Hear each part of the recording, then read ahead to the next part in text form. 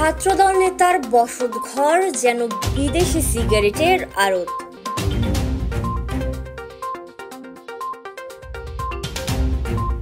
Symbol of Rangamati খ্যাত ঝুলন্ত সেতুর খুব কাছেই স্বল্প খরচে থাকার সুব্যবস্থা হোটেল ZY রেসিডেন্সিয়াল।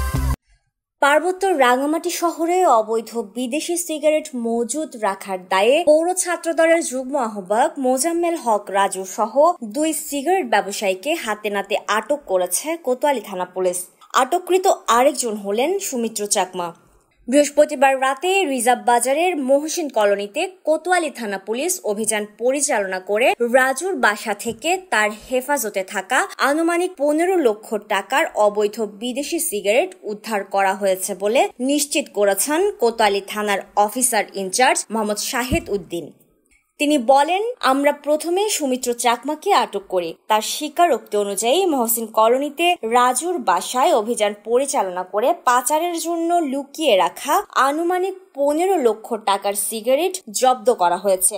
এ বিষয়ে জব্দ তালিকা তৈরি ও মামলার প্রস্তুতি চলছে বলেও জানিয়েছেন তিনি। Desk report, CHT TV।